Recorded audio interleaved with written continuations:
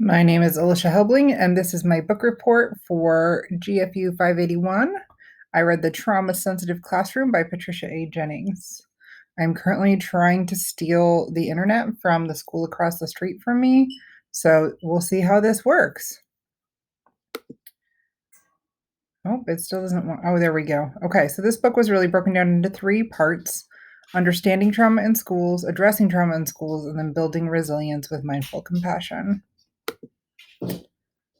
So the first part, understanding trauma in schools, kind of went over how trauma and chronic stress presents itself at school.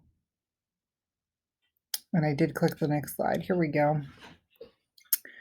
So ongoing and overwhelming stressors that erode our health and well-being is the definition of trauma or chronic stress. There are physical effects, emotional effects, psychological, behavioral effects. There's health impacts. There's effects on development as well. At school, this could look like being hyper aroused, disassociating, having attention lapses, having language deficits, students not being able to take the perspective or have empathy for other students, and sometimes cognitive and organizational challenges occur as well. Possible stressors that our students may experience that could lead to this are not having financial or just living resources, abuse, big transitions, neglect, transgenerational trauma, witnessing violence, sexual abuse, mental health challenges, having a family that is incarcerated, having the death of a family member by suicide or otherwise, or having addiction. And it's important to note that schools can definitely re-traumatize students. Punishment can be a trigger. Confinement can cause harm. Sometimes it's necessary, but it's important to know that that can traumatize, and particular subjects for students can be overwhelming. The second part of this book talked about addressing trauma in schools, how to have relationships, safe spaces, and support pro-social behavior. So we talk about relationships, making sure that you're building those safe relationships with students, creating those safe spaces. I also only have 5 minutes for this video because I just have the intro to Screencastify, so I'm going to kind of speed up a little bit, but I will, put my slides in the chat as well so you guys can look at those. And then making sure that we're supporting helpful skills and behavior, so we're basically building tools in our students to become more resilient.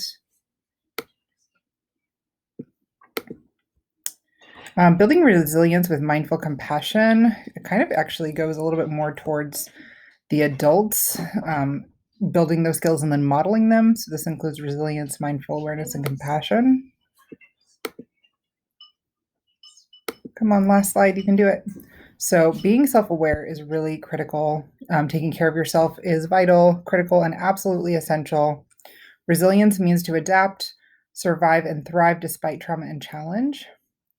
And just as a reminder, right, you are valuable and deserve your own care in your own right, not just because you're serving others, but the more that you take care of you, the more that you can take care of them. And some tools for resilience include making connections, serving others, physical self-care, stress reduction, flexible thinking, perspective shifting, having self-confidence, openness to new experiences, workability, awareness, adapting and coping, willingness to try new things, engagement, really taking a big picture view, savoring, having gratitude, being mindful, being compassionate to yourself and to others, understanding attachment and how that plays within this, and then finding times to enjoy your job, and then having grace when things don't go perfectly. And that's kind of the gist of the book that I read. Hopefully this was helpful, and have a great